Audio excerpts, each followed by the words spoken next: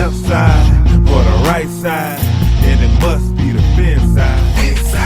It ain't the left Thank side. you, Solo D. Welcome to another episode here of On the Fin Side. Following a Miami Dolphins loss to the New England Patriots, how impactful this game was is up for debate, but one thing is for sure, the Dolphins, regardless of whether or not they had won 50-0 or lost 50-0 in this game, the Dolphins still would have been the number 6 seed. You can follow Paul Picken and myself, Brian Catanzaro, on social media, on Facebook, on Twitter, on iTunes, and on YouTube as well if you want to subscribe to our channel. Paul, feelings on yesterday's game? Obviously not a very good showing for the Miami Dolphins, losing 35-14 to the division rival New England Patriots. I think it started kind of rough. I thought the Dolphins actually woke up, and to be honest with you, I think the game-breaking moment, despite several different inadequacies throughout the game, really was that Damian Williams fumble. At that point in time, that would have made it a one-score game with 8 or 9 minutes left in the ball game. And instead, he gets the ball punched out. Pats return it 65 yards or so, and they're already in scoring position and really put the game out of reach from there. Miami could have punched it in there, rode the emotions high at that point, gotten one defensive stop. It would have been a whole different ball game. Yeah, I mean, you look at the Dolphins were down 20-0 at the end of the first quarter, but still they slowed the game down. They kept pace, and the Dolphins at one time were down 20-14 and getting the football back. The Patriots obviously went deep to Danny Amendola, Julian Edelman on an 86-yard touchdown. But still, the Dolphins looked like they were answering right back. Yeah, so it's a disappointing loss by the Miami Dolphins. And you're right, Paul, that Damian Williams play was the deciding factor in the game that really pushed it in New England's direction. Michael Floyd, too, was a recent acquisition by the New England Patriots, had a really powerful 15-yard touchdown in the second quarter, Paul. He was a pretty big difference maker in this game, too. Yeah, he really was. And I know everything about how the Pats got him was legal, but at the same time, it really smells fishy. It's almost like when somebody's out of your fantasy league playoffs and they cut Rob Gronkowski or Tom Brady if there's a no-cut list, and the first-place team immediately picks them up. It's like, I don't know. I look at baseball where if a guy gets picked up after a certain date, he can play out the regular season, but he's just not eligible for the postseason with that team.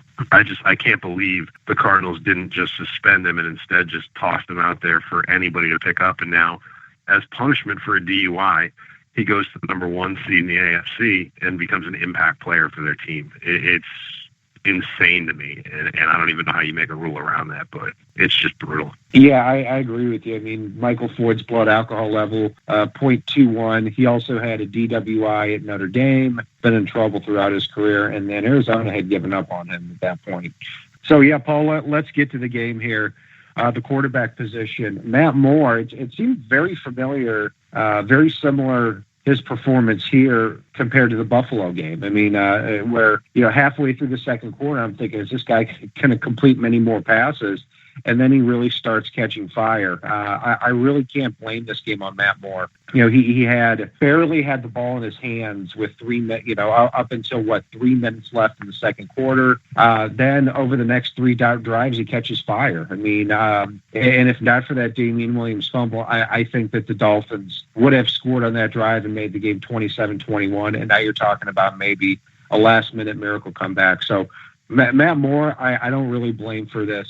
He had a terrible interception, but other than that, I'm going to give his performance a B. For me, I don't blame him, but I also don't fully credit him. I mean, he is a guy that has a mediocre skill set, but really lives and dies by emotion out there on the field. And I saw players open deep a lot, which he's supposed to be the gunslinger that chucks the deep ball up there. And he just didn't even throw it, and the camera was behind him, so it was obviously a player he could see. But, it's for me, I don't think he was the difference maker in either direction in this game, and for that, I've got to put him right there to see. About the running back position, Jay Ajayi, 19 carries from 56 yards. Pretty odd, too, that Kenyon Drake was not in the field until the fourth quarter. Yeah, I was surprised Drake wasn't out there very much.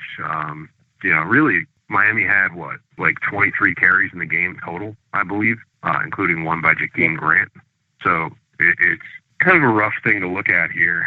I thought Ajayi did a good job breaking some tackles, and really I think the line did a decent job opening up some holes. I just think they got away from the running game, especially with the Pats getting out to such a big lead early on, similar to when Miami played against Baltimore a few weeks ago. So what's your grade? I'm going to go with a B- here. I'm going to go with a C-. Ajayi did break some tackles, but overall in the game, 19 carries for 56 yards. Not all that good. And the real big thing here is, like we talked about, the Damian Williams fumble to me was the turning point in the game. And plus, makes no sense to me why Kenyon Drake was not on the field until junk time. Overall, I'm going to give them a C-. Receiver and tight end, kind of a rough game here for Jarvis Landry, even though he caught 9 passes. Yeah, he did have that fumble anyway, and that he recovered himself. But, I mean, he was a little up and down. I thought he had an okay day. All in all, on offense, other than the offensive line, I thought the receivers probably had the best day out of everybody. And it's nice seeing Devontae Parker still continue to get involved here. It's nice seeing that his health is really back to where it should be leading up to the playoffs. Hopefully with Ryan Tannehill coming back in a week or two here. So for me, I can give these guys a solid B. I thought they did all right, and I definitely don't discredit them in the loss here. I thought Kenny Stills had a couple impactful catches yet again. I'm going to go with a C+. Yeah, I think we saw the best and worst of Kenny Stills. The guy catches a 25-yard touchdown, but earlier in a very important drive for the Dolphins, Kenny Stills catches a pass, has a foot out of bounds. Dolphins don't get credit for that catch. And then in the next play, Kenny Stills goes across the middle, and if he had stepped up in front of the linebacker, Dante Hightower, and taken that hit, it probably would have been a first down. It would have been a physical catch. It would have been a tough catch, but it's one that I think you got to make at this point in the season. Devontae Parker, 5 catches for 45 yards, and it seemed like the Patriots overall were giving the Dolphins the underneath stuff, and that's when I thought Matt Moore started to catch fire a little bit. Interestingly enough, not one catch from the tight ends in this contest. I know that these are supposed to be more blocking types, Deion Sims and Marquise Gray, but you can't get blanked on the stat sheet either.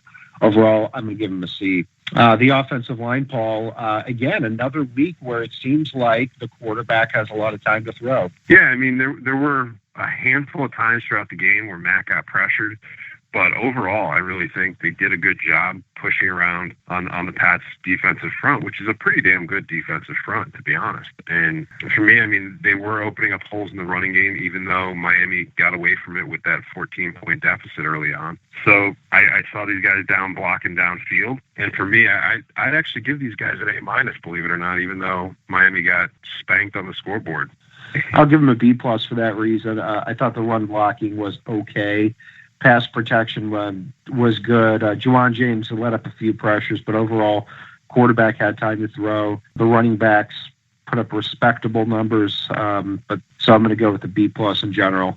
Defensive side of the ball, Paul, again, more struggles for this defense, starting with the defensive line. How do you grade them?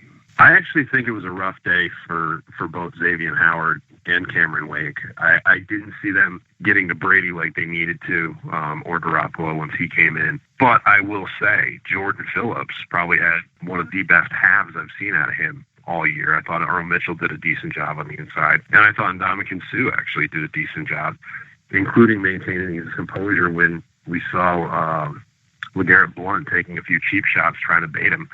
And he went out and talked about that after the game, but whatever. So it's kind of rough. Like the interior and Jason Jones, I thought did well. Our starting defensive ends, I didn't think did as well as we could have hoped in this one. And the way you beat the Patriots is you have to put pressure on Brady, and they didn't here. So I'll give these guys a B-, mainly based on the fact the interior of the defensive line I thought did very well. You're more generous than I am. I'm going to give them a C-. I thought the pass rush flat out was not there in this game. Cameron Wake and Andre Branch, the reality is if you get a running game going, they can't be charging upfield as often as they would like, and I think you saw that in this contest too. No sacks from the defensive line. I thought they did pretty well against the run against LeGarrette Blount. I'll tell you this though, Paul. The Dolphins need to get 2 new starters on the defensive line for 2017 because I want Cameron Wake and Jordan Phillips to be playing 30 snaps each next game. are next year, not 50 or 60 snaps, because you keep those two guys fresh. They are a handful to deal with on third down. And you've got too many players out there who are useless football players taking up too many snaps. I'm talking about Terrence Fede, Mario Williams, who didn't play in this game, but still, and Earl Mitchell. I think these are three completely and utterly useless football players. Overall, I'm going to give this unit a C-. Linebacker, Kiko Alonso, Spencer Paysinger, Donald Butler, not an overwhelming unit, but to me, I think that they did okay in this contest. I thought Paysinger had a pretty decent game. The run defense was pretty good, but still a lot of open zones in the middle of that defense. But I attribute that more to the lack of pass rush. Overall, I can live with the linebackers' performance. I'll give them a C+. I think this game didn't do anything to reaffirm for me that Miami shouldn't explore, and I know they've been getting Mike Hull out on the field a little bit more, possibly putting him in the middle and sliding Kiko to the outside in place of Butler. Butler is an absolute train wreck out there. There hasn't been a game this season where I've looked at and gone, you know what, this guy belongs. He doesn't. I know he was something special a few years ago, but he's just got to go. And the fact that Miami's having to piecemeal it with so many linebackers throughout the game is just terrifying here as we go into the playoffs. I really wish they would have settled on some combination that works, and unfortunately, it doesn't seem like they have outside of Kiko. So for me, I'm going to give these guys a D+. I thought they were a liability in pass coverage. The most horrifying thing in the world is watching Donald Butler try to hand a tight end off to Bakari Rambo, because that's just a brutal miss followed by a brutal miss. So for me, it's a D+. Yeah, and for me, it's hard to even get mad at some of these players here. I mean, I remember on one play I watched, and you had Terrence Fede, Earl Mitchell, Spencer Paysinger, Donald Butler, Bakari Rambo on the same play. To me, you've got 5 football players there who have no business in the starting lineup. And that's what it comes down to me in the playoffs. Yes, I'm excited the Dolphins are here, but without Byron Maxwell, without IAQ, without Rashad Jones, without Messi and Jenkins at outside linebacker, those are a lot of bodies down in the back 7. So the Dolphins really do have to piecemeal together to have any chance against the Pittsburgh Steelers. Paul, the secondary, Bakari Rambo, it seems like every week we're talking about this guy. I think this is an example of what happens when you have so many injuries. I mean, the guy is who he is, and he's doing the best that he can, but it's not good enough. At cornerback, I still think Tony Lippett continues to play well. I think Michael Thomas continues to play well, but to me, Xavier Howard is always a step slow, and I think that's going to be changed and get a lot better here over time. But yeah, I think overall the defensive backs torched in this game. 151 yards from Danny Amendola, not good enough. I can't wait for some of these guys to come back. I'm going to give the secondary a D. Well, it was Edelman, but I'll give you a pass on that one. Who did I say? You said Danny Amendola. Oh, that's the second time I've said that. Whatever. Yeah, but the funny thing there is I didn't have a problem with Michael Thomas in this game. I didn't have a problem with Tony Lippett. I think Tony Lippett has done far better than anybody could have ever expected this season, and I like the prospects of him for the future. I like the prospects of Xavier Howard for the future. You mentioned that Bakari Rambo is the byproduct of so many injuries, but he's been basically starting out there since Rashad Jones went down, and that's one injury. It's baffling to me. The 77-yard touchdown by Edelman, where Tony Lippett almost got knocked out of the game by shouldn't be on the team Michael Floyd. That was a missed tackle at the line of scrimmage, an egregiously missed tackle by Bakari Rambo yet again. There were several times in coverage. I know on the touchdown by Martellus Bennett, Bakari Rambo completely blew coverage. You can point at 4 or 5 times in every game that either nearly cost or do cost the Dolphins, where it's essentially Bakari Rambo completely whiffing on tackles, completely whiffing on his coverage, completely missing coverage, completely looking lost out there. And yeah, I can't blame him. I mean, if the Dolphins called me up today and were like, hey, we're going to give you $2 million to go out on the field, I know you're going to be lost, but have at it, big guy. I'd do it. And, I'd probably have a few press conferences apologizing to fans at that point. But this guy has no business on a football roster at this point, let alone the starting lineup. And I can't help but think Walt Aikens couldn't be any worse out there, especially given the upgraded play he's had on special teams and in coverage this year. For me, it's a B, and it's Bakari Rambo straight dragging that completely down. Well, I'm surprised to hear a B in a game where Tom Brady goes 25 for 33 for 300 yards and 4 touchdowns. But overall, I'm gonna give this unit a D.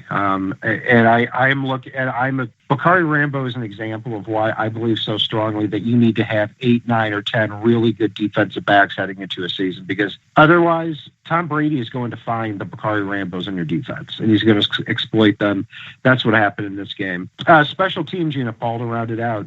How do you grade them? Well, Jakeem Grant muffed the punt yet again, which...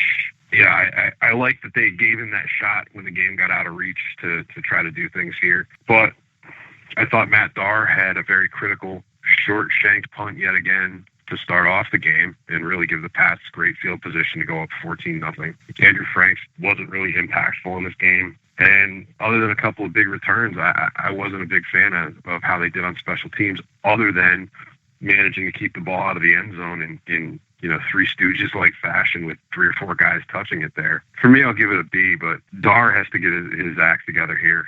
It's crunch time now, and he's going to cost the team a game. Franks might cost the team a game, and that's a very scary prospect.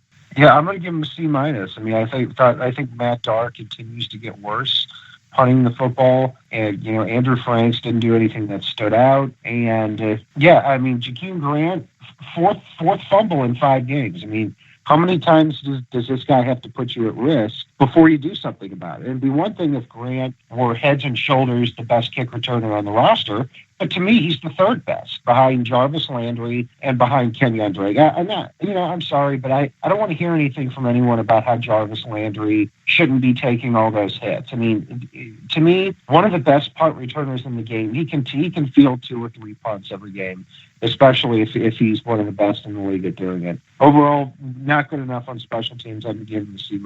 And Paul, we're going to be playing the Pittsburgh Steelers here in the first round of the playoffs Sunday, 1 p.m. Eastern time, and we'll talk a little bit more about that matchup throughout the week. So is there anything here from the Dolphins Patriots game that you want to cover? No, I think we pretty much covered it all here. I'm just excited to get the playoffs rolling, and it at least it was nice to know that even if they had one, they'd still be the number 6 seed based on how the rest of the day played out. So I'm excited Absolutely. for this. I mean, the toughest road is going to be the first 2 games. You bet.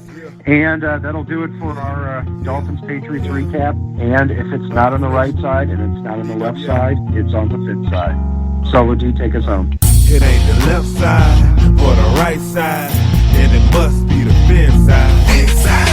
It ain't the left side or the right side, and it must be the fin side. Listen, Dolphins fans across the land all tuning in to see what Brian, Cat, and Paul about to do again. We rep our team, you can't change, stop, or ruin it. All we need is to figure what to do to win. Fins Radio, live and direct. Win or lose, we're showing up for every contest. No puppet talk, it's all raw and unfiltered.